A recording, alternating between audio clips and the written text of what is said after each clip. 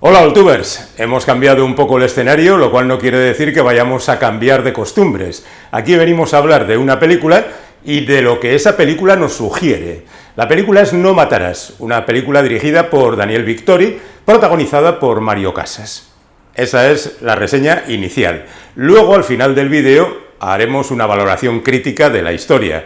Pero sí vamos a contar ahora de qué va todo esto, porque esto nos servirá para introducirnos en un tema mucho más amplio, en el que una vez más vosotros echaréis en falta algunas de las figuras más representativas que yo no he mencionado. Pero bueno, la historia que cuenta No matarás es la de un tipo que durante años está cuidando a su padre.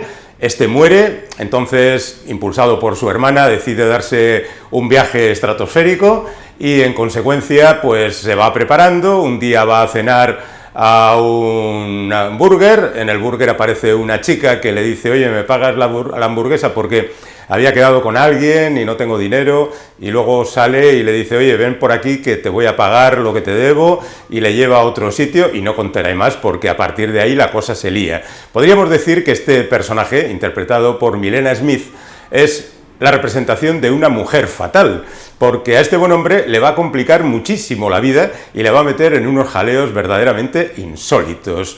Inmediatamente nos viene a la memoria el recuerdo de Joque Noche, aquella película de Martin Scorsese que hizo en los años 80 y con la que de alguna manera revivió, porque poco antes había estado a punto de acabar su carrera con El Rey de la Comedia, que fue un fracaso estruendoso. Después todavía hizo La Última Tentación de Cristo, que fue muy mal vista en determinados círculos, y en definitiva pues andaba el hombre muy mal, pero gracias a Joque Noche pues la cosa funcionó y ahí está todavía, tantos años después, haciendo sus trabajos. Joque Noche cuenta la odisea de Philip Dunne, que un día sale de noche, se encuentra con Rosanna Arquette, le lleva de aquí para allá, acaba en 1000 sitios o 1001, y al final pues retorna al trabajo después de haber pasado una noche toledana, viviendo las más tremendas aventuras. De ahí que Rosanna Arquette en esa película ejerciera de mujer fatal.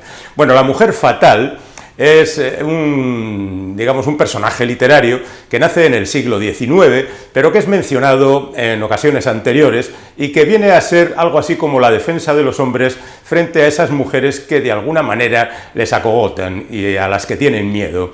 De hecho, la primera mujer fatal de la historia, según el calendario cristiano, sería la primera mujer, es decir, Lilith. Porque en realidad, y en contra de lo que dicen algunos evangelios, parece ser que Dios creó a Adán y a Lilith al mismo tiempo, en igualdad de condiciones, y los soltó allí en el paraíso. Resulta que Lilith no era una mujer conformista y en consecuencia le ponía las peras al cuarto a Adán. Inmediatamente le decía: ¿tú qué piensas de todo esto? Vamos a tener la fiesta en paz. Por ejemplo, en materia sexual. Adán era un poco patán y siempre pretendía manejarse con la postura del misionero, antes de que hubiera misioneros y que hubiera esa denominación para una postura sexual. Y Lilith le decía: vamos a ver, hemos sido creados iguales, no tienes por qué estar tú siempre encima y yo debajo. Y entre otras muchas cosas, eso hizo que Adán se mosqueara y fuera donde Dios y le dijera: Señor, tú me has dado a esta mujer, ya tenía como una cierta sensación de posesión y me lo está poniendo muy difícil, ¿podías librarme de ella y darme otra más sumisa?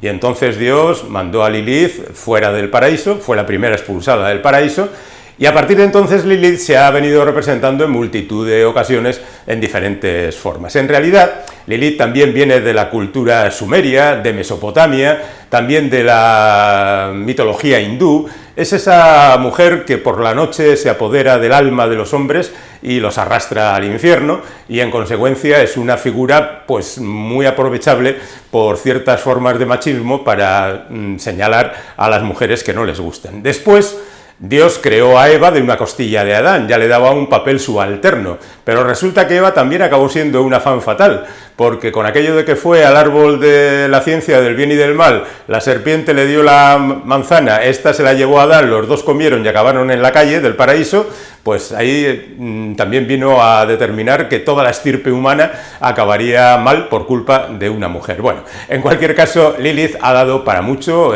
se le menciona en multitud de series, por ejemplo, The Wizard, Supernatural, Lucifer, todas las que tienen algo que ver Con el terror, pues ahí está Lilith como un personaje muy amenazador. Y hay una magnífica película titulada Lilith, justamente, del año 61, dirigida por Robert Rosen y protagonizada por Jean Sever y Warren Beatty, sobre una figura verdaderamente difícil de controlar, una mujer misteriosa que está ingresada en un sanatorio. Yo os recomendaría que la vierais, porque de verdad es una de esas obras maestras que nos ha dejado el cine, algo verdaderamente impagable. Por seguir en este estilo, podríamos decir que Mohini sería el equivalente en la cultura hindú.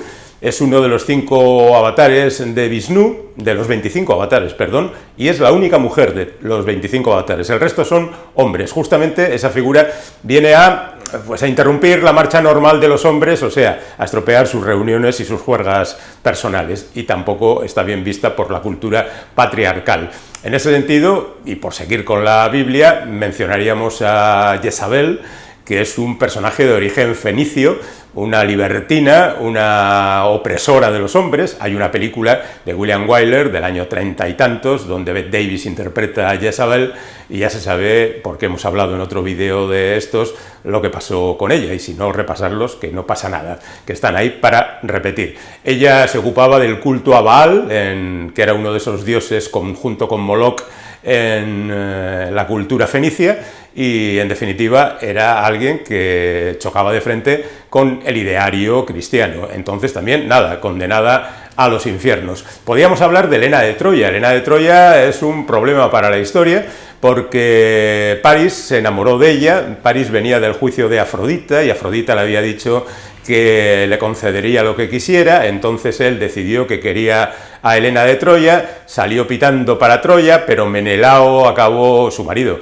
acabó llamando a Agamenón y al resto de la peña de los griegos, y se fueron todos a por Troya, y todos sabemos qué es lo que pasó en Troya. Helena no murió en la batalla, pero después acabó de nuevo con Menelao, y acabaron los dos muy mal. En cualquier caso, aquí no estamos para contar la historia entera. Pero también en Troya tenemos otro personaje muy, muy interesante, que es Casandra, la hermana de París y de Héctor, que un día, deseosa de tener la facultad de predecir el futuro, habla con Apolo y le dice: me entrego a tus brazos si me das este don. Apolo dijo: vale, estupendo, pues venga, vamos a ello. Y cuando terminaron y le concedió su don, Casandra dijo: pues muy bien, ya ahora me marcho. Y no, perdona, le dice Apolo: quédate conmigo porque a mí me gustas mucho y tal. Y dice: quita. Casandra coge y se marcha y rechaza a Apolo, nada menos. Entonces Apolo se mosquea porque no tiene costumbre de que le rechacen, y entonces dice: muy bien, pues tienes el don de profetizar realmente lo que va a ocurrir, pero cuando lo digas nadie te va a creer. Y de ahí que cuando el bueno de Ulises se mete en el caballo y entra en Troya y se monta la que se monta, ella dijera aquello de los griegos ni los regalos, y nadie le hizo caso. Metieron el caballo en Troya, y ahí se armó la de Troya, y Troya acabó como acabó. Bueno, tenemos algunos personajes más que circularían por ahí a partir de ahí. Circe, por ejemplo, que se metía en el camino de Ulises para volver a su ciudad y convertía a sus hombres en cerdos. Por ejemplo, Circe tenía la posibilidad de convertir en animales a los hombres, y a estos les tocó convertirse en cerdos, en una metáfora más bien diáfana. Estarían las sirenas, que llamaban desde la costa, pero Ulises, que era muy listo el tío, se puso cera en los oídos de manera que no las oía, y en consecuencia, mientras sus compañeros se volvían locos, él pudo sacar su barco adelante. Hay muchas más historias relacionadas con el mundo antiguo. Las comentamos a continuación.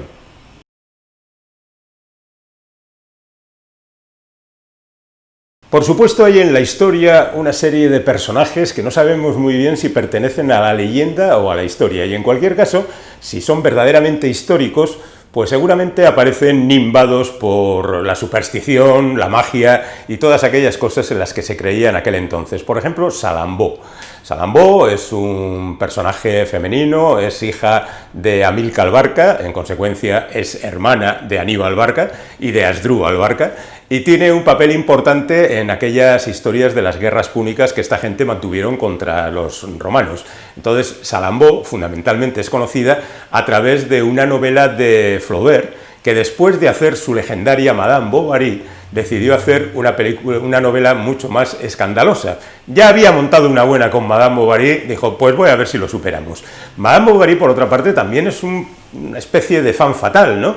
Porque ella desprecia a su marido, estaría en la misma categoría que Ana Karenina. Las dos se saltan las normas impuestas por la sociedad de su tiempo, acaban teniendo amores pecaminosos, por utilizar la terminología de aquel tiempo, por supuesto pagan por sus pecados, porque la moral de la época exigía que así fuera, y Salambó también, por supuesto. La verdad es que Salambó gustó muchísimo al público, que estaba deseando que le hablaran de grandes guerras, de enormes pasiones y de un poquito de sangre. Bueno, un poquito, bastante de sangre, que esta novela tiene algunos momentos tirando a gores. Pero en cualquier caso, pues ya digo, por aquel entonces los personajes se movían entre la leyenda y la historia. Por ejemplo, sin ser una parte de la Biblia, la historia de Sansón es también muy representativa. Sansón era un tipo súper fuerte del bando de los israelitas, de hecho era uno de los jueces de Israel. Los jueces eran pues una categoría de individuo poderoso que les daba continuamente sopas con onda a los filisteos. Dicen que en cierta ocasión, con una quijada de burro, tal cual, acabó con 100.000 filisteos. Claro, los filisteos estaban hartitos de Sansón, y entonces compraron a una mujer que se llamaba Dalila, hermosísima, para que sedujera a Sansón y le sacara el secreto de su fuerza. Y allí fue Dalila y sedujo a Sansón. Sansón, fuerte sí, pero listo no era demasiado, y entonces a la cuarta ocasión por fin le dijo, no, el secreto de mi fuerza es que mis cabellos me la proporcionan. ¿Quiere decir esto que si te cortas el pelo vas a acabar debilucho? Pues así es. Esa misma noche Dalila le recortó el pelo, al día siguiente llegaron los filisteos, atraparon a Sansón y le cegaron, y además lo tuvieron encerrado durante años y años. Claro, durante ese tiempo el pelo creció otra vez, a nadie se le ocurrió que aquello podía reventar, y un día que hacían una fiesta tremenda los filisteos, llevaron a Sansón para que le insultaran sus aliados de ese momento, y lo colocaron ahí entre dos columnas, y ahí estaba Sansón haciéndose el tonto, como que no tiene nada de fuerza, y cuando estaban todos comiendo estupendamente, fue él con sus cadenas, tiró, las columnas se vinieron abajo, todo el templo se vino abajo, y allí murió Sansón con todos los filisteos. Y cito esta frase que al parecer viene tal cual en el libro de los jueces. Otro personaje que también pertenece a la leyenda cristiana sería Judith. Judith es mencionada en la Biblia, pero su historia se cuenta en otro de los libros. Judith pertenecía a la ciudad de Betulia, que estaba cercada por los asirios, y su general Holofernes fue seducido por ella, porque ella era una princesa, le dijo, quiero estar contigo. La historia se divide aquí. Está el que dice que Judith fue a encontrarse con Holofernes, fue violada por este y en consecuencia después volvió para vengarse y con la ayuda de una sirvienta le cortó la cabeza y los asirios pusieron fin al sitio. Y hay quien dice que no, que el primer día directamente Judith fue con la sirvienta, lo de la sirvienta es necesario, y drogó a Holofernes y mientras estaba durmiendo pues le cortó la cabeza y se acabó el sitio. La verdad es que Judith es un personaje que ha gustado mucho a los autores del Renacimiento. La ha pintado Caravaggio, la ha pintado Miguel Ángel y la ha pintado una mujer, Artemisia Gentileschi, que tiene una historia muy, muy particular. Ella fue una gran pintora, oscurecida por la fama de su padre, y un día uno de los becarios de su padre la violó. Y después tuvo una fijación con Judith, de hecho la pintó 2 veces y pico, porque hay 2 cuadros representativos de este hecho y algunos apuntes más en torno al tema. Si podéis ver la obra de Gentileschi, la hija, Artemisia, y no el padre, la del padre también está bien, pero bueno, en cualquier caso, Artemisia pintaba muy, muy, muy bien. Por cierto, que esta es una de las primeras películas que hablan de estos temas. En 1915, el inevitable David Ward Griffith hizo una película sobre Judith. Otro más, Salomé, esta ya pertenece al Nuevo Testamento. Salomé era la hijastra de Herodes Antipas, era la hija de Herodías, Herodías se había casado con Herodes Antipas, y eso la Iglesia no lo veía bien. Entonces, el mismísimo Juan el Bautista andaba por el mundo diciendo cosas malas de Herodías, y Herodes Antipas no lo llevaba bien, así que lo prendió y lo encerró. Y estando en estas, también el bueno de Antipas tenía cierta fijación con Salomé, la hija de su señora. Y entonces, como Herodías envenenó la mente de Salomé, esta al final le dijo a Herodes Antipas: ¿puedo bailar para ti la danza de los 7 velos con tal de que me entregues la cabeza del Bautista? Y eso es lo que cuenta la historia de Salomé, que bailó la danza de los 7 velos, supuestamente quedándose desnuda al final, aunque Rita Hayworth nunca se quitó el último velo en la película que rodaron sobre el tema, y Juan el Bautista fue decapitado y su cabeza entregada a Salomé. Y terminaríamos este rato de contacto con las mujeres fatales del mito con Pandora. Pandora soltó todos los males en el mundo. Esta sí que está muy maltratada por la historia, porque a Pandora le dieron una caja donde estaban todos los males del mundo y la única solución. Entonces ella, y le dijeron pues lo mismo que a la mujer de Lot: vete de aquí y no vuelvas la cabeza atrás. Pues a esta le dijeron: no abras la caja porque se va a liar una buena. Pero ella no pudo resistirse, abrió la caja, se expandieron los males por el mundo y allá en el fondo de la caja quedó la esperanza. Pero se quedó en la caja, no salió. Con lo cual es un poco aquello de perder toda esperanza porque vamos listos. Bueno, no perdáis la esperanza porque vamos a dejar estos terrenos tan antiguos para adentrarnos en situaciones mucho más modernas. Por lo menos del siglo XV o XVI o incluso más.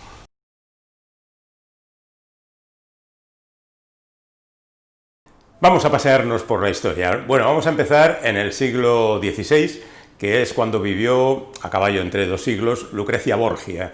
Lucrecia Borgia está considerada como la representación máxima de la femme fatale, aquella que llevaba a la perdición a los hombres, pero verdaderamente ella fue una víctima más de la cultura patriarcal representada por su padre, que no era otro que el Papa Alejandro VI, su hermano César Borgia y todos los Borgia, que en origen eran Borja, de raigambre valenciana, que se hicieron con el poder en el Vaticano y, bueno, pues estuvieron ahí unos cuantos años viviendo del cuento y de aquella manera. A Lucrecia Borgia se le acusa de haberse acostado con su padre, con su hermano, con media corte y de haber envenenado a un montón de gente, pero esto no es cierto.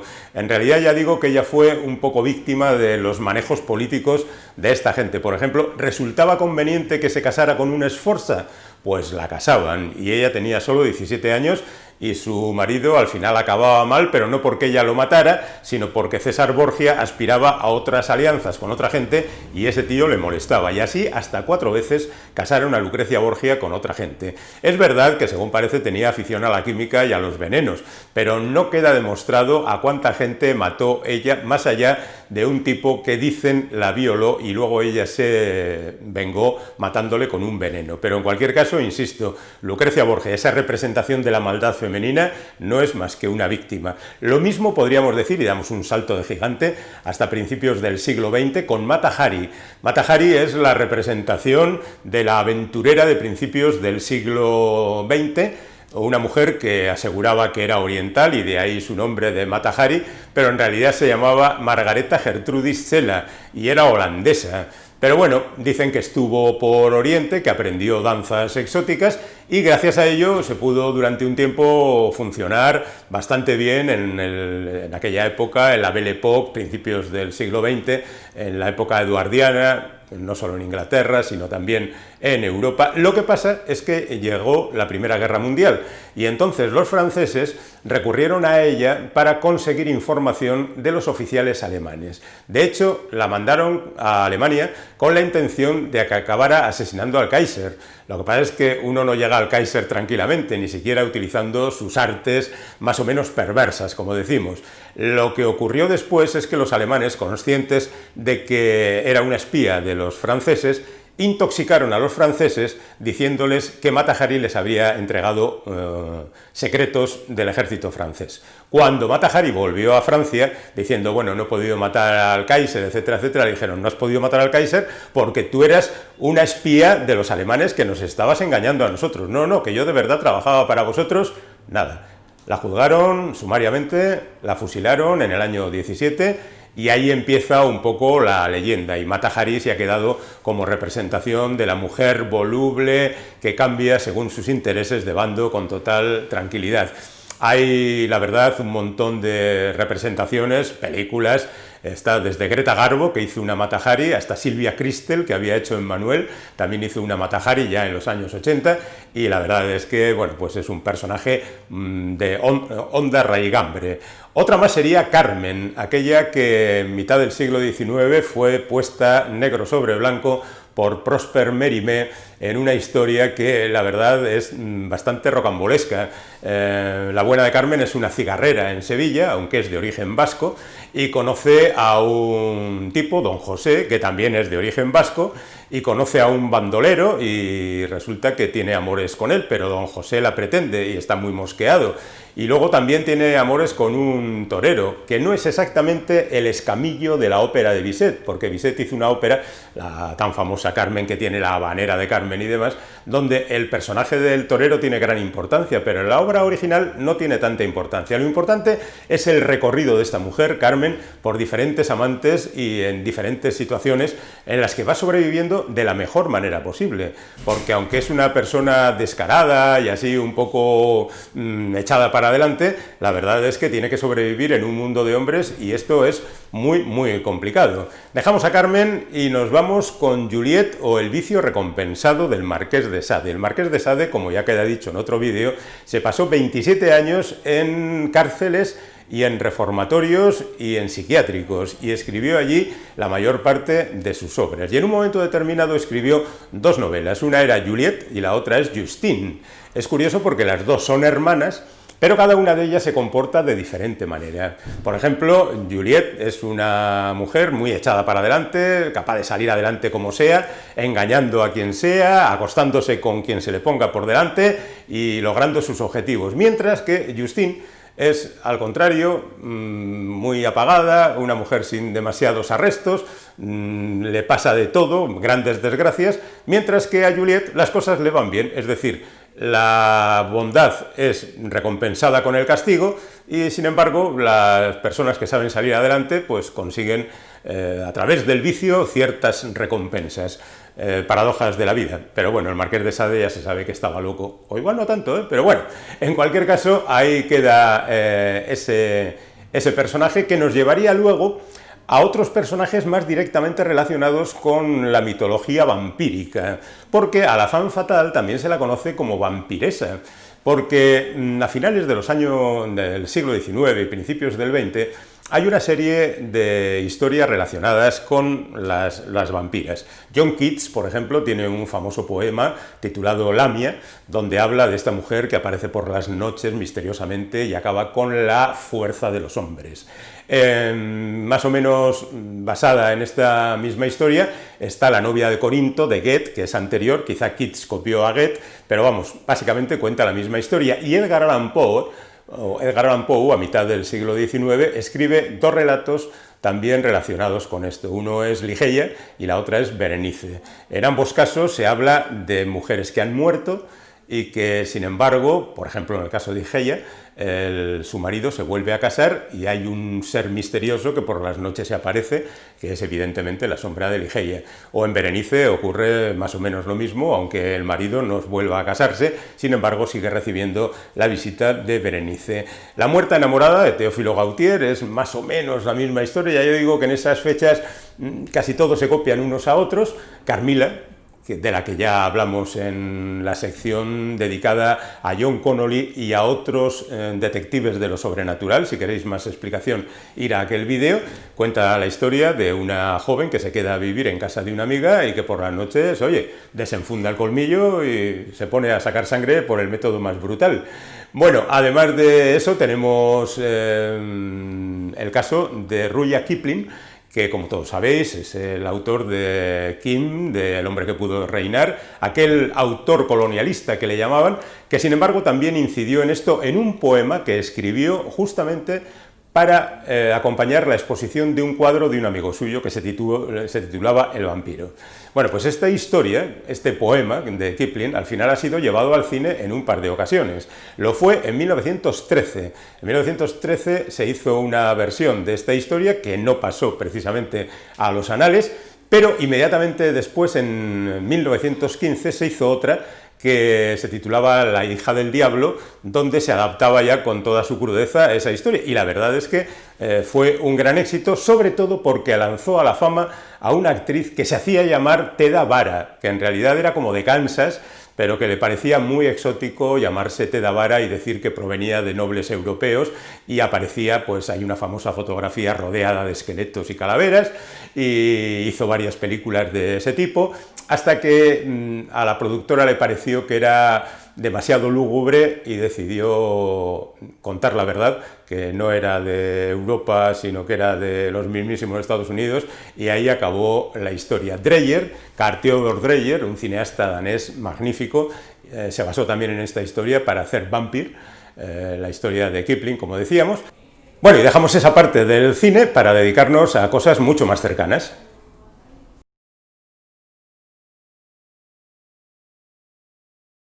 Estos tiempos de principios del siglo XX son muy propicios a presentar este tipo de personajes, porque el cine mudo necesita expresionismo para alcanzar a las masas, y estos personajes un poco extremos pues siempre resultan muy agradecidos. Y surgen muchos. En Francia, por ejemplo, nace Musidora. Bueno, Musidora en realidad no se llama así, sino Jean Roguet, que hace una película con Louis Fouillet titulada Los vampiros en 1915, y ahí ya queda encuadrada perfectamente dentro de lo que va a ser considerado la vampiresa. Al año siguiente, en 1916, se hace con el mismo director Judex, que es uno de esos iconos franceses pues del estilo Fantomas y esos personajes que están entre la delincuencia y el servicio a la ley. A veces caen de un lado y a veces caen del otro. Y esta actriz acabó siendo musa del surrealismo porque a André Breton le gustó mucho Los vampiros y le parecía que representaba muy bien lo que él y sus colegas querían hacer con el surrealismo. En Estados Unidos, que ya habían tenido a Teda Bara, se fijaron en que esto podía tener mucho negocio por delante y decidieron fichar a nuevas estrellas. Nita Noldi, por ejemplo, que no era italiana precisamente, sino estadounidense, y se llamaba Mary Dolly, empezó a trabajar con Lubitsch, nada menos, que es ese director alemán que tuvo que salir corriendo de Alemania cuando los nazis llegaron al poder, pero Nita trabajó con él en Alemania, en películas como La frivolidad de una dama. Cuentan que tuvo también alguna relación con Charles Chaplin, pero eso prácticamente afecta a todas las mujeres que estaban en Hollywood, según cuentan las crónicas. Y por otra parte, esta mujer decidió en un momento de su vida asumir que era la viuda de Rodolfo Valentino. En realidad había tenido un affair amoroso con él, pero ni de lejos era, digamos, la pareja habitual de Rodolfo Valentino. Rodolfo Valentino fue el primer gran sex symbol de la industria de Hollywood. Hizo algunas películas como El Caíd, El hijo del Caíd, Los cuatro jinetes del apocalipsis, Sangre y arena, un montón de películas que fueron muy bien recibidas por la afición. Y cuentan las crónicas que arrasaba entre las mujeres, que incluso en el momento de su entierro hubo grandes manifestaciones e incluso muertes por la desaparición de tan increíble símbolo erótico festivo. Bueno, pues Nita Naldi se empeñó en ser su viuda, se presentó en el funeral vestida de negro y llorando, y eso le ganó la desgracia de los productores. Otra víctima más del Star System, rozando con el asunto de las vampiresas y las femme fatale. Debemos mencionar también a Louise Brooks. Louise Brooks es famosa por haber creado un personaje, Lulu de Montparnasse, que triunfó en el cine. Ella en realidad era de Kansas, pero eso no se lo tenemos en cuenta en absoluto, porque su fama la consiguió gracias a hacerse pasar por quien no era, y lo consiguió gracias a una película titulada La caja de Pandora, de la que ya hemos hablado, pero la película, hombre, utiliza la caja de Pandora como una metáfora de lo que se cuenta en ella. Otra vez la mujer fatal que atrapa a un pobre inocente y al que arrastra a la perdición. Es una película de Pabst, uno de los grandes cineastas alemanes. Hay que ver la cantidad de talento que había en Alemania por aquella época. Bueno, además de esto, hizo también con Pabst El diario de una chica perdida, y gracias a eso pues se convirtió en un auténtico fenómeno. Y para la historia queda su particular corte de pelo, el pelo a lo Lulu, que es una especie de casco que se hizo muy popular por aquel entonces y que gracias a Louise Brooks pues inmortalizó a la figura. Otra mujer de Kansas se hacía llamar Zazu Pitts y decía que era por acá o por ahí, y también tuvo bastante éxito, sobre todo porque aparecía en una obra maestra de Erich von Stroheim titulada Avaricia. Ella no era una vampiresa, no era una mujer con glamour, era más bien una pobre mujer que tenía que soportar a su marido, que no conseguía sacar adelante ninguno de los negocios en los que se metía, y en cierta ocasión, para cobrar un seguro, pues impulsa a su marido a hacer lo que no debe, de ahí el título de Avaricia, y la cosa acaba trágicamente, por supuesto, pero de alguna manera también es una mujer fatal, ¿no?, al arrastrar a su compañero a esta historia. Y con eso llegamos a las más conocidas de todas, que podían ser, por ejemplo, Marlene Dietrich. Marlene Dietrich nace en 1901 en Alemania, trabaja desde muy joven en el mundo de la moda, en el mundo del cine, haciendo multitud de cortometrajes, muchos en los que no aparece ni acreditada, pero sobre todo en 1930 consigue el éxito con El Ángel Azul. El Ángel Azul es otra película de esas que hacen historia, que cuenta la historia de Lola Lola, que arrastra al profesor Unrath al abismo más profundo. El profesor Unrath sabe que sus alumnos van a un cabaret donde actúa una tal Lola Lola y él va allí para decirles que no deben ir a esos sitios, que son muy perjudiciales para el estudio, pero conoce a Lola Lola y cae en el amor más profundo y a partir de ahí pues se desata la tragedia. Es curioso porque Marlene Dietrich, de la que siempre se habló del poderío de sus piernas y de los dólares en los que estaban asegurados, pues presentaba en esta película un aspecto mucho más tosco, era mucho más grande, era un aspecto quizá más correspondiente a principios de los años 30. Pero ella después salió corriendo de Alemania y se marchó a Estados Unidos, donde de alguna manera vino a inmortalizar la imagen de la femme fatale. Y eso lo hace en películas como, por ejemplo, Marruecos, donde aparece Gary Cooper, ya toda una estrella por aquel entonces.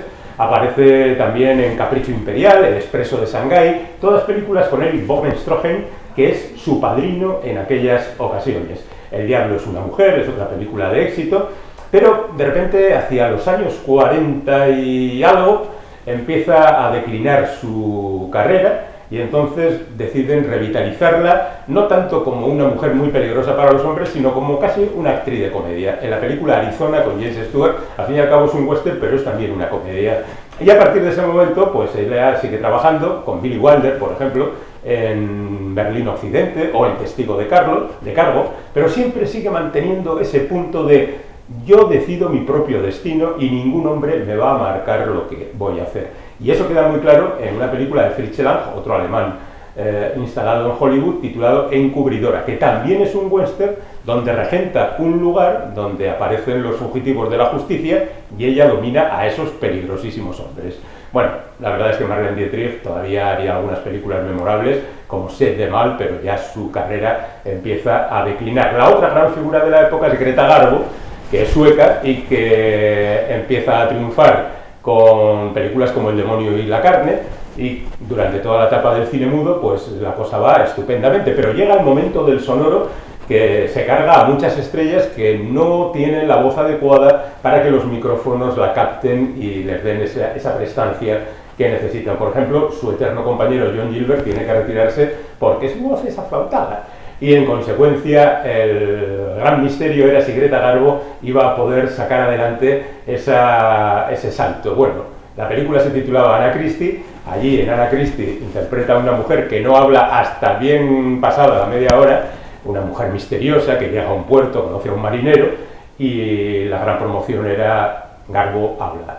Y a partir de ese momento todavía fortalece más su figura y consigue grandes interpretaciones en películas donde ella es casi siempre la mujer fuerte que maneja su destino. Mata Hari, la reina Cristina de Suecia, Margarita Gautier, la dama de las camelias, esa mujer que arrastra al jovencito a la perdición, Ana Karenina, dos veces Ana Karenina, Susan Lennox, María Valeska, Ninoska, donde el asunto a anunciar era Garbo ríe, porque era una tía muy seria. Siempre aparecía como muy ofendida por la vida, pero bueno, ahí consiguió hacer también una comedia y la cosa funcionó. Y bueno, a partir de entonces hay que decir que hay un montón de películas de ese estilo que vamos a pasar por alto porque no vamos a estar incidiendo continuamente en ellas. Sí diremos que la femme fatale ha sido muy bien representada por grandes autores en obras plásticas, gente como Klimt, como Munch, como Toulouse-Lautrec y sus famosas pinturas de prostitutas,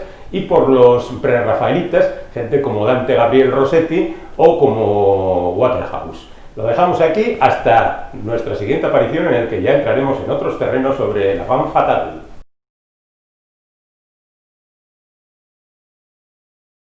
Ahora vamos a fijarnos en la imagen de la femme fatale en los cómics, porque de la misma manera que en el cine funciona muy bien a lo largo de las primeras décadas del siglo XX, también en los cómics, a partir del año 30 y tantos, empieza a surgir esa mujer fatal que llama mucho la atención, y uno de los que más hicieron por su figura fue Milton Caniff. Milton Caniff era un dibujante excepcional. Empezó en el año 34 con la serie Terry y los piratas, que ha sido uno de los monumentos del cómic más importantes de la historia. Son aventuras absolutamente descabelladas, protagonizadas por un tipo adulto llamado Pat y un muchachito llamado Terry, que viven en China y se meten en aventuras sin fin. El comienzo de los dibujos de Caniff en el año 34 eran semicaricaturescos, porque todavía no se había dado el salto al realismo total en los cómics. Los cómics, durante los primeros 25 años del siglo XX, eran todos caricaturescos, aunque en ocasiones se acercaban a la aventura. Cómics como Brick Bradford en el año 28 y otros por el estilo, fueron derivando poco a poco hacia la aventura. En Europa, por ejemplo, Tintín no evolucionó, empezó en el año 29 y se quedó con la misma imagen del comienzo a lo largo de toda su historia, a pesar de que sus aventuras eran claramente aventureras, podrían haber sido realistas, y luego marcaría a otros personajes como Blake y Mortimer y tantos, pero en Estados Unidos fueron evolucionando hacia el realismo. Y de esto hablaremos en algún otro vídeo, porque hay ahí algunos ejemplos que quizá convendría destacar, cómics muy valiosos como los que serializaba la King Feature Syndicates en no sé cuántos miles de periódicos a lo largo de Estados Unidos. Bueno, el asunto está en que Milton Caniff tiene a Terry y los piratas, y a Pat, que es el compañero ideal, el tipo que va solucionando los problemas mientras el chaval pues hace lo suyo. Y esa es una pareja que va a tener mucho éxito en los años siguientes en diferentes títulos, porque un adulto y un chaval siempre dan resultado. Roberto Alcázar y Pedrín, el Capitán Trueno y Crispín, etcétera, etcétera. Bueno, al margen de esto, digamos que las aventuras de estos dos en la era china van a verse continuamente atravesados por figuras de vampiresas. Por ejemplo, aparece en esta historia un personaje que se llama Dragon Lady. Con ese nombre, ¿qué va a ser? Pues una jefa de piratas que va a conquistar el mundo y el corazón de Pat, por supuesto, pero Pat no se rinde fácilmente. Hay también personajes positivos, pero fundamentalmente es Dragon Lady y Burma, otro personaje semejante, los que van a marcar el ritmo de todas esas aventuras. Curiosamente, cuando estalla la Segunda Guerra Mundial, Milton Caniff quiere ir a la guerra, pero no tiene capacidades físicas para ello, y entonces le encargan hacer una tira para consumo de los soldados. Por aquel entonces el cómic tenía mucha importancia.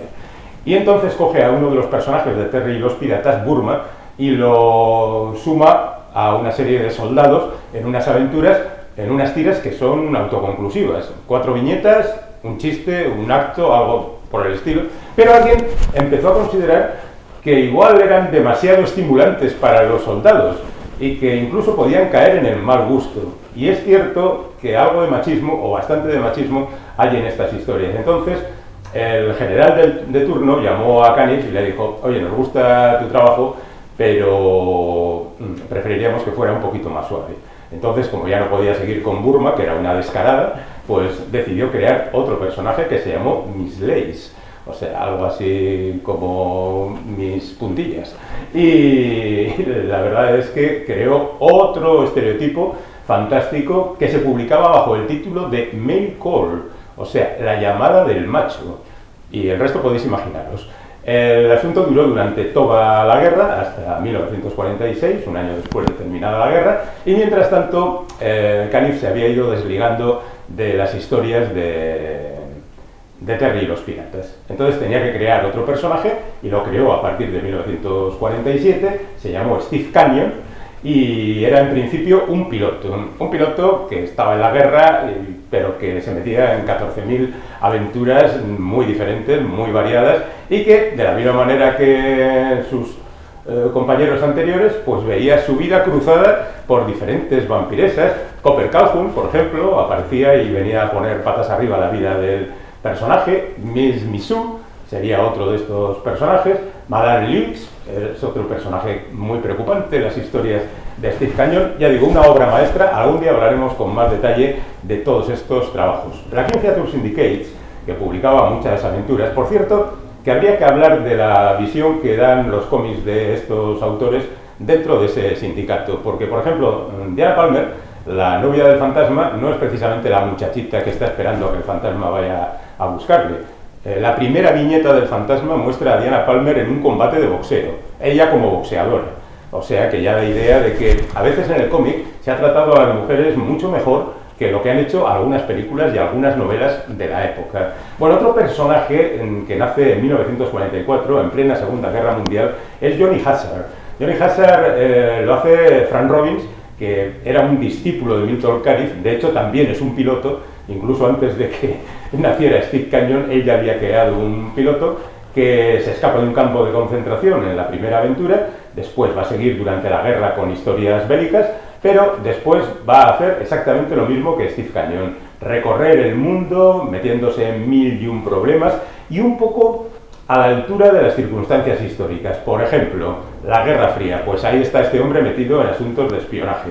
¿Que nacen los Beatles? Pues él se inventa un grupo que se llaman Los Ambito. Y así poco a poco podemos repasar la historia del mundo entre el 44 y el 77, que es cuando cabe, a través de las historias de Johnny Hazard. Ya digo, también con muchas vampiresas. Otro más sería Rick Kirby. Rick Kirby lo crea Alex Raymond después de volver de la guerra. Alex Raymond es el creador de Flash Gordon, el tío que hizo esa catedral del dibujo que es Flash Gordon. Bueno, pues se limitó a las tiras diarias y creó a Rick Kirby, que era un detective que se movía en ambientes sofisticados y elegantes. Aquí, pues casi todo el mundo era una vampiresa. Él tiene una novia firme que se llama Honey Doria, pero van apareciendo en su vida un montón de personajes. Pagan Lee, fíjense, Pagan Lee, pues no va a ser una mujer fatal. Y hay personajes fijos como Mangler el Estrangulador, y la verdad es que es un trabajo muy interesante que después continuó con John Prentice y así llegó hasta el año 99. La verdad es que Rick Kirby es otra tira a tener muy en cuenta. Pero saliéndonos de las tiras, digamos que hay otro personaje que se lleva la palma en materia de mujeres fatales, que es The Spirit. Spirit nace en el año 40, lo hace Will Eisner, y lo hace no para tiras diarias, sino para suplementos dominicales. Es decir, aventuras de 7 páginas que son otro monumento a la inventiva en el cómic a partir de encuadres, montajes de página, iluminaciones diferentes. Y cuenta la historia de Danny Colt, que es un tío que supuestamente ha muerto, que vive en un cementerio y que por las noches sale con un sombrero y con un antifaz pues a arreglar el mundo. Es cierto que el inspector de policía, el jefe de Doren, es el tipo que ya sabe que es Spirit, el señor Colt, y le ayuda. Y la hija de este policía es digamos, la novia casi oficial de Spirit. Pero no contado con que por medio están Pickle, que es una especie de viuda negra que va liquidando tíos a puñados. Saldrá en la vida de Spirit en multitud de ocasiones. Tenemos a Satine, otra mujer que un día aparece y se queda durante bastantes episodios.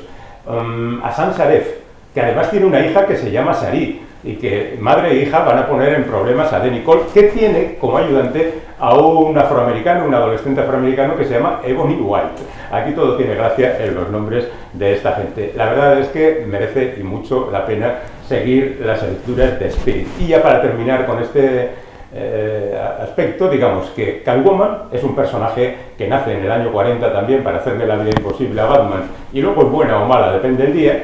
Hay otros personajes en la DC como Harley Quinn o Hiedra Venenosa que hacen prácticamente lo mismo y durante 80 años siguen manteniéndose en lo alto del escalafón en cuanto a mujeres fatales. Pero vamos a avanzar en otra dirección y os contamos más cosas.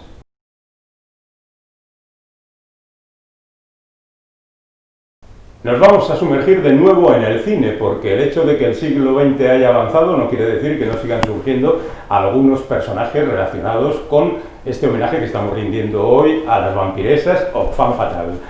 Vamos a mencionar a Mary Astor, que aparece en El halcón maltés, y es esa mujer que lleva a la perdición al amigo del protagonista, Sam Spade, interpretado por Humphrey Bogart. Humphrey Bogart hace de Sam Spade, su amigo es otro, pero ese cae en la perdición por culpa de esta mujer que después trata de seducir al protagonista. Como algunos consideran El halcón maltés la primera película de cine negro estrictamente hablando, pues esta sería la primera mujer fatal del cine negro. En realidad, al final, el bueno de Bogart no cae en sus garras, sino que es ella la que cae en las garras de la policía. Hay que reconocer que no solo en el cine negro aparecen mujeres fatales. Por ejemplo, las que crea Howard Hawks en una serie de películas, interpretadas por diferentes actrices, pero siempre con un opositor común, que no es otro que Cary Grant, podían ser consideradas mujeres fatales. Por ejemplo, La fiera de mi niña, esa mujer que vuelve loco a Cary Grant, que interpreta a Katharine Hepburn, y que le trae de aquí para allá con Pantera incluida, cantando una canción absurda y volviéndole loco a Cary Grant. Otra más, Rosalind Russell, la periodista de Luna Nueva, que no es más que otra versión de Primera Plana. Ella quiere marcharse, Cary Grant no quiere que se marche, y bueno, pues ahí tienen sus más y sus menos. Todavía más, Ginger Rogers, en Me siento rejuvenecer, cuando se vuelve loca y se pone a rejuvenecer con ese suero extraño que alguien ha inventado y que lleva a Cary Grant a situaciones absolutamente absurdas. Se ve que Howard Hawks tenía un sentido del humor muy esquinado, y la verdad es que merece mucho la pena. Hay que mencionar a Ida Lupino, que trabajó en bastantes películas de género negro, por ejemplo, Alta Sierra, en el año 39, que estaba protagonizada por Humphrey Bogart y que contaba la historia del típico asesino que es acosado por la policía. Además de eso, aparecía en el año 40 en una película de Raoul Walsh titulada Pasión ciega, donde esta mujer volvía loco al protagonista, que no era otro que George Raft, uno de los actores que mejor representó a los gángsters clásicos del Hollywood dorado. Y ella misma, años más tarde, su primera película, de Hitchhiker, es la primera película negra dirigida por una mujer en la historia del cine. Es una historia de una pareja que también tira camino adelante, una especie de malas tierras antes de Mali, que merece mucho la pena. Y ya vamos con otras actrices que han interpretado este papel, por ejemplo, Barbara Stanwyck en Perdición. Hemos hablado de ello en el vídeo dedicado a Billy Wilder, esa mujer que arrastra al tipo de la compañía de seguros al asesinato de su marido y a la cámara de gas después. Por cierto, en Bola de Fuego, que había hecho un poco antes, interpreta también un papel semejante. Lo que pasa es que esta es una comedia donde Gary Cooper y unos sabios están metidos en una casa y de repente aparece la chica del gángster, que no es otra que Barbara Stanwyck, y les pone la vida patas arriba. Otra actriz que en principio no debería parecer demasiado una mujer peligrosa es Joan Bennett, que en dos películas consecutivas hizo prácticamente el mismo papel, La mujer del cuadro y Perversidad. En las dos películas logra engañar a un personaje que siempre es el mismo, o sea, Edward G. Robinson, para conseguir sus objetivos. Y de fondo está siempre Dan Durjea, que es ese gángster secundario de las películas de Hollywood. Es curioso porque son dos películas hechas en el 44 y 45 que a veces podrían confundirse. Jean Tierney es una de las mujeres más guapas de la historia del cine, y curiosamente le tocó en muchas ocasiones ejercer de perversa. Por ejemplo, en Laura. Laura es casi un sueño, Laura es una pintura. Todos van buscando a Laura y a Laura no se la ve hasta que ha pasado, bien pasada, la mitad de la película. Es casi un personaje fantasmal en la película. Y en Que el cielo la juzgue, esta mujer, loca por el amor de su marido, llega hasta matar al hermano de su marido para conseguir que éste siga aferrado a ella. La verdad es que hacer con esa cara angelical papeles tan siniestros a veces nos desconcierta. Otro caso sería el de Lauren Bacall. No es propiamente una femme fatal, pero ahí aparece en Tener y no tener, diciendo aquello de no, si me necesitas silba, ¿sabes silbar, no? Se juntan los labios y se sopla, y Bogart haciendo, bueno, se casaron, ya sabéis. En cualquier caso, Lauren Bacall hizo también El sueño eterno con Humphrey Bogart, cuando hacía de Philip Marlowe, y también en Harper, ya en la madurez, Harper, investigador privado, hacía el papel de una matriarca pues también con cierto aire de mujer fatal. Casi diríamos que en el final de su carrera, en El amor tiene dos caras, ejercía de vigilanta estricta de su hija Barbra Streisand, con cierto aire también de mujer fatal. Lana Turner, que era aquella rubia que triunfaba en los años 40 y 50, tuvo su gran momento con El cartero siempre llama dos veces, en el año 46. La historia de esa mujer que convence al tipo que pasa por allí de que mate a su marido y que se vayan todos juntos con su dinero. La cosa no salió bien. No salió bien en la ficción, pero claro, salió estupendamente en el éxito de la película. Y muchos años más tarde, Jessica Lange y Jack Nicholson repetirían la jugada en la versión que se hizo en el año 81. La recordáis todos, así que no seguiré por ahí. Ava Gardner es otra de esas figuras emblemáticas dentro del cine negro. En The Killers lleva a la perdición a Burt Lancaster, que el pobre había aparecido entonces en el cine, no sabía muy bien por dónde le daba el aire, pero la verdad es que la pareja era explosiva en esta adaptación de un cuento de Ernest Hemingway. Rita Hayworth, nada menos, Hilda, ya sabéis, estamos en el año 46, fue la mujer fatal característica de los años 40 y los años 50, y sin embargo no hizo muchos papeles de mujer fatal. Se la relacionó mucho con Glenn Ford, que era su pareja en Hilda.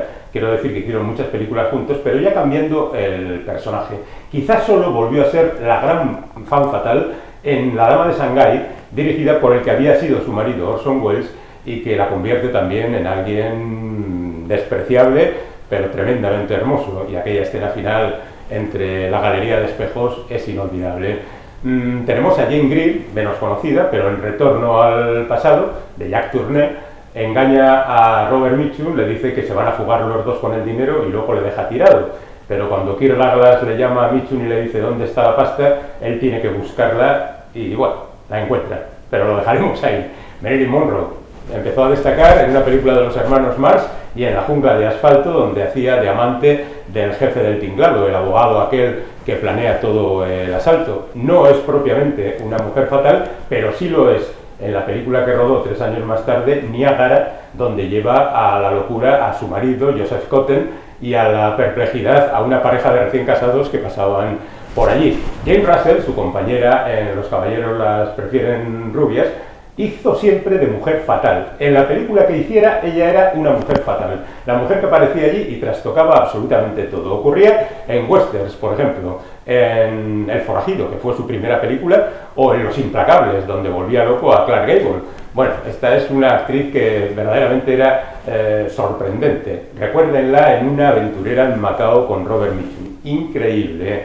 Tenemos a Anne Baxter, que hizo de mujer fatal en Eva al desnudo, aunque en esa ocasión no quería engañar a ningún hombre, sino quería engañar a Bette Davis, que era la gran estrella en la que quería ella convertirse. Después hizo Yo confieso, en la que volvía loco a Montgomery Clift, que era un cura, y después hizo de señora del faraón Nefertiti en Los 10 mandamientos.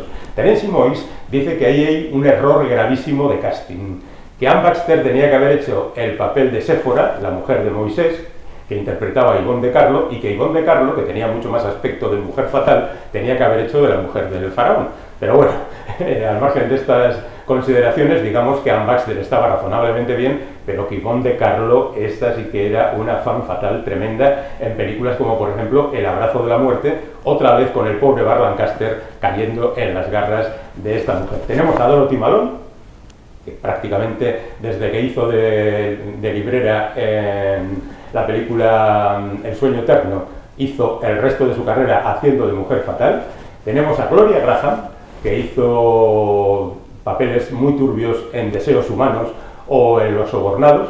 Tenemos a otros personajes, pero yo creo que ahora mismo conviene coger un descanso y pasar a otras cosas inmediatamente a continuación.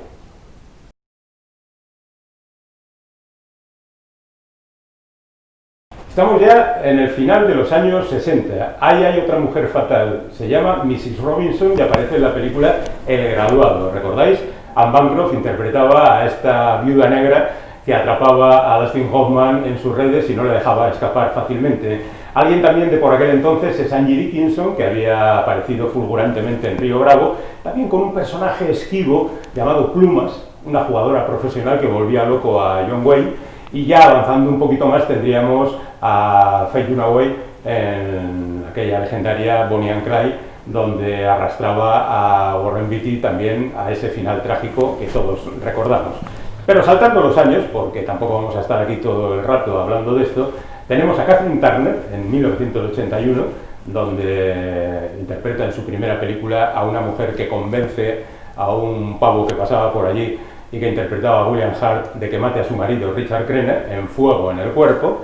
Tenemos a Isabella Rossellini, que en Terciopelo Azul hace uno de esos personajes ambiguos y muy amenazadores en la película de David Lynch, cantando justamente Terciopelo Azul y creando en torno así una historia muy atractiva y al mismo tiempo muy amenazadora. Tenemos a Glenn Close, que interpreta a la mala, malísima, super mala en Atracción Fatal, y aquí entramos en el terreno de Michael Douglas, que siempre el que paga el pato en todas estas películas. En Atracción Fatal, Glenn Close quiere matarle a él, a su familia y a todo el mundo. Bueno, en cualquier caso, pasa lo que pasa y no voy a contar aquí cómo termina. Pero, a continuación, el mismo Michael Douglas se había metido en otro jaleo con Demi Moore, con Acoso, aquella pésima película. Todavía Atracción Fatal podía considerarse una película interesante, pero Acoso ya era un asunto tirando a vergonzoso. Y todavía más en Instinto Básico, que por ahí andaba, esta vez con Sharon Stone, sirviendo pues una de las intrigas más arrolladoras de los últimos 30 años, que es más o menos los que tiene la película.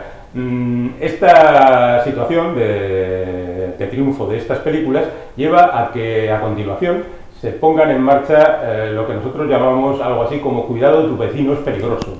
Y hay un montón de películas en las que el vecino es un tipo que puede matar a la gente tranquilamente, y lo hacen en ocasiones gente muy famosa, por ejemplo en películas como De repente un extraño, pero a nosotros nos interesan las mujeres, y en este caso deberíamos hablar de Rebecca de Mornay en La mano que mece la cuna, que es esa película donde entra a cuidar a los niños y al final acaba dominando todo el panorama familiar. Y en el mismo año tenemos Mujer blanca soltera, Busca, donde en esta ocasión la peligrosa es Jennifer Jason Leigh y la pobre amenazada pues sería Bridget Fonda.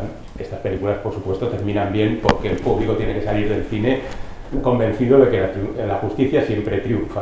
Bueno, tenemos una actriz excepcional, Linda Fiorentino, que interpreta en La última tentación a la mujer fatal más impresionante que yo he visto a lo largo de todas estas películas que estamos mencionando. Porque aquí no hay condicionamientos morales de ningún tipo, simplemente ella va a conseguir el dinero y necesita a un tipo que le eche una mano. Entonces lo consigue de la forma más brutal, hay que ver qué entrada tiene con el individuo en cuestión, no se la pierdan, La última seducción. Y como no hay ningún tipo de arrepentimiento ni problemas de a quién he traicionado o a quién estoy haciendo polvo. Una cosa perfecta. Después de Linda tendríamos a Rebecca Romijn, que es la protagonista de Femme Fatale, justamente una película que se titula así, que dirigió Brian De Palma, también con Antonio Banderas. La verdad es que no es de las mejores películas de Palma, pero bueno, se deja ver, y Rebecca Romijn hace un papel para alguien que venía del mundo de la moda, pues incluso un poco mejor de lo que esperábamos. Annette Bening y Anjelica Huston hacen una pareja tremenda en la película Los timadores. Esta es una película basada en una novela de Donald Westlake, que es un autor fantástico, os lo recomiendo. Falleció hace ya algún tiempo y nos hemos quedado sin sus libros. Pero esta es la historia de John Cusack, que tiene una madre, Anjelica Huston, y tiene una novia que es Annette Bening. Y entre las dos, bueno, le van a volver loco. Si consigue escapar del psicópata que interpreta Pat Hingle, que mata a la gente a naranjazos, no diré más. Bueno, además de esto tenemos a Zoe Saldana, que en Colombiana, más que una mujer fatal, incorpora un papel típicamente masculino de alguien que se la sabe todas y mata a mucha gente y hace explotar cosas y dispara sin pararse a pensar. Tenemos a Rosario Dawson en Sin City, esa película basada en los cómics de Frank Miller, que cuenta bastantes episodios, y en el caso de Rosario Dawson, pues también es una mujer muy peligrosa, una jefa de bandas, una persona que arrastra a Clive Owen a situaciones muy difíciles. Y yo terminaría con Rosamund Pike, que interpreta en Perdida a esa mujer que supuestamente, porque todo el mundo lo cree, ha sido asesinada por su marido, o al menos que su marido Ben Affleck tiene algo que ver con su desaparición, y resulta que para nada, que la tía tenía un plan maquiavélico de mucha altura.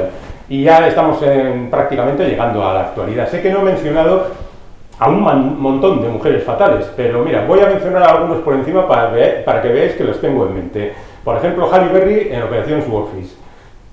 Una mujer fatal, en el fondo es una buena chica, no debemos ponerla aquí. Kim Basinger en LA Confidential, donde hace el papel de una mujer que imita a Veronica Lake. Tendríamos que haber hablado de Veronica Lake, que en los años 50 hizo un montón de películas por La La Land, El Cuervo, por ejemplo, y que se tapaba la mitad de la cara con su peinado. Bueno, pues a ese personaje interpretaba Kim Basinger. Tenemos a Lee Remick en Anatomía de un asesinato, que vuelve loco a su marido. El problema es que aquí el personaje que interpreta Ben Gazzara tiene tal fuerza que anula prácticamente el de su mujer, que también es muy interesante. Pero claro, encima tenía como fiscal a un individuo que verdaderamente se comía la pantalla, y como abogado defensor a James Stewart, que cuando le daba, la verdad es que hacía las cosas verdaderamente bien. Bueno, pues dejamos también a Lee Remick. Kim Novak, ya que hablaba de James Stewart, en Vértigo debería haber sido una mujer fatal, pero no lo es porque no hay ninguna química entre los dos personajes. Angelina Jolie es una mujer fatal en todas sus películas, por supuesto haciendo películas infantiles también, y en Mr. y Mrs. Smith pues es un poco más mujer fatal, pero ya está, no tenemos por qué incluirla aquí. Y sí terminaría, esta vez ya por mencionar lo último, con Jennifer Aniston, que en la película Sin Control, o The Rail, Caídos del fuera del raíl sería el título, interpreta a un personaje maquiavélico que vuelve loco a Clive Owen, otra vez él, que tiene una familia y está pasando por un mal momento. Ella también le cuenta no sé qué historia y al final acaban liados, y cuando están en la habitación de un hotel aparece Vincent Cassel y se haría bofetadas, y a partir de ese momento su vida se convierte en un infierno. Bueno, Descarrilado sería el título correcto de la película. Pero reconozco que Jennifer Aniston será siempre la Rachel de Friends, y en consecuencia no acabo de verla bien en el papel de mujer fatal. Y así termina nuestro repaso, pero no olvido que habíamos venido aquí a hablar de la película No Matarás, protagonizada por Mario Casas. Pues nada, un par de minutos con ellos y terminamos.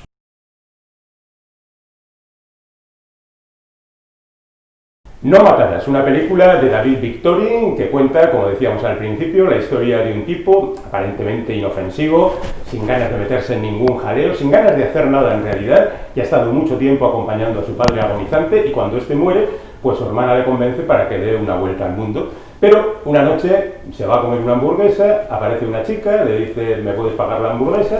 Él dice que de acuerdo, que no pasa nada, se va a marchar, ella le dice, acompáñame que te pago lo que te debo, van a un local, no voy a contar más, pero sí hablaré de la película. Igual el director cree que esto de poner la cámara en la nuca del protagonista es algo nuevo, pero no lo es.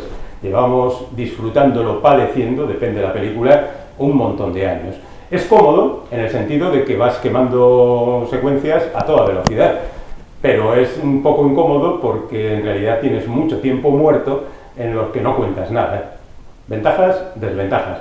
Por otra parte, le evita lo de la nuca a Mario Casas que haga esfuerzos interpretativos, para los que, lo lamento mucho por los fans de Mario Casas, pero no está muy dotado. De hecho, el plano final es un primer plano de Mario Casas, más o menos mantenido, tampoco demasiado, y el hombre hace el esfuerzo de hacerlo bien y, sinceramente, no le queda mal, pero digamos que Mario Casas no es un gran actor, es un tipo muy atractivo, es un tipo súper famoso, que lleva gente a los cines y que hace que la gente aplauda, pero como actor le falta todavía, y sobre todo vocalizando, le falta mucho por aprender.